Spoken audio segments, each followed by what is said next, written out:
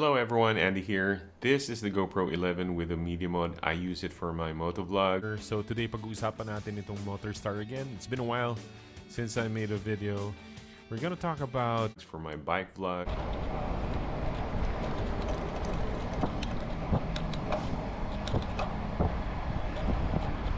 For my dog walking vlogs. Angie's enjoying. Amber, come on, let's join us. Let's join us. Enjoy si Banji, pati si Amber. And sometimes I use it for my online lessons. I teach music online. I use it sometimes as a webcam, pointing downwards to the piano when I'm doing a piano lesson. Okay, very good. So we'll continue on our next schedule. Work on that, okay? Sure. All right. You're sleepy now? Okay. I'll see you next week. Have a good weekend. Bye-bye. So this GoPro has a lot of uses for my situation. So if you're in a budget and don't want to spend a lot in the new GoPro, I suggest the GoPro 11. There's already a GoPro 13, and I'm sure there's already a GoPro 14 out there in the works. But yeah, on a budget, I suggest the GoPro 11. Get the Media Mod also because it's very helpful. You can attach an external microphone using the back connectors here. You can charge it also and transfer files with a USB-C port, and you can also connect an HDMI mini for monitoring your video. And then there's a microphone, front and back microphone settings. You can set it to front or back. Unfortunately, you cannot set the back and front microphone while filming. You have to stop filming and set it to front or back. That's the downside for this one. And also another downside is you cannot use the Media Mod underwater. Okay, this is not waterproof with the Media Mod. You have to use the original cover of the GoPro to use it underwater. But with the Media Mod, it's not waterproof. A little rain, that's fine, but not really heavy rain. Another downside here is the battery life with the Media Mod. It tends to consume more battery with the Media Mod connected. But all in all, it's very useful because you can attach an external mic, you can charge it, you can transfer files with the USB-C. You can also attach wireless microphone if you want to. Not via wireless Bluetooth, but a receiver and a physical wire connecting to the input of the microphone, and then you have a wireless mic with you.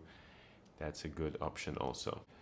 Weight is also a factor with a Media Mod. If the Media Mod is connected and use it as a chin mount or mounted somewhere in your body, it adds weight. So that's another thing to consider. And now let's start with the settings that I use when I'm motovlogging or bike vlogging or generally vlogging outside. Let's start.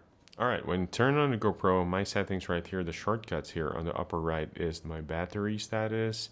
The middle top is your video mode. You can put it to time-lapse or camera photo mode. On the upper left is my recording time left. I still have 1 hour of recording for videos. Here I'm on screen lock, so I have to tap the screen and then swipe this to unlock my screen. Okay. Now here on the middle left, that's your frame rate. That's on 60 FPS. And then the lower left is the lens. I'm on super view. The middle right is your stabilization. It's on. Okay. And then the lower right is the Media Mod microphone. It's set to back. You can change it to front, change it to GoPro, the microphone of the GoPro camera mic. That's for the GoPro itself, but if you want to use the Media Mod, here, back or front. I have it on back. Now, here below is your settings or name of your settings. I have it to bike. Okay, if I tap and hold, all the settings that I need to see, it's right here in this menu. So let's start here. Again, it's on 1080-60 for the frame rate and resolution. I have the lens to super view. Hyper smooth is on. That's your stabilization. Scheduled capture is off. duration is no limit, and hindsight is off. Hindsight is a feature in GoPro where it continuously records a loop, allowing you to save the last 15 or 30 seconds of the footage after an event occurs by pressing the shutter button. So it's ideal for capturing unexpected moments in sports or wildlife or in situations, but it consumes significant battery life due to the continuous recording. So that's something to think about. Next, scroll down. We have the timer to off. Zoom is not engaged. We scroll even further. We have the menu for Pro Tunes. So you'll see here 10-bit NA, bitrate is standard, shutter is auto, EV comp is 0, white balance is auto, and ISO min is 100. Scroll further. ISO max is 1600, sharpness is medium, color is natural. Now we scroll down. Raw audio is off, wind is off, media mod is back. That's the microphone. As you scroll further, you'll see your shortcuts. This is what you see on your main menu. You'll see the lower left lens, lower right is media mod, the upper left is slow-mo, and the upper right is hyper smooth. Those are my shortcuts in the main menu or the main screen. That's what you see. Okay, so that's my settings for my moto vlog and bike vlogging. Alright, so that concludes our video for today about the GoPro 11 and the media mod and the settings that I use for my moto vlogs and my bike vlogs. Hope this helps you out, and I'll see you in the next video. Ride safe.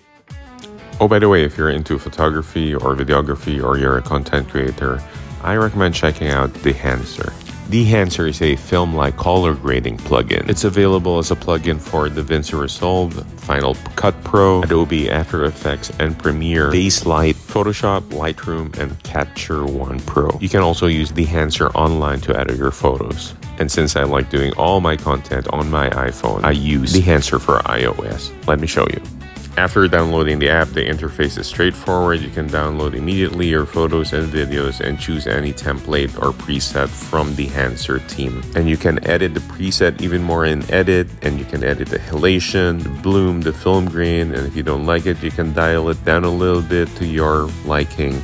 And when you're satisfied, you can save it and immediately post it to your social media account. More details on the description below.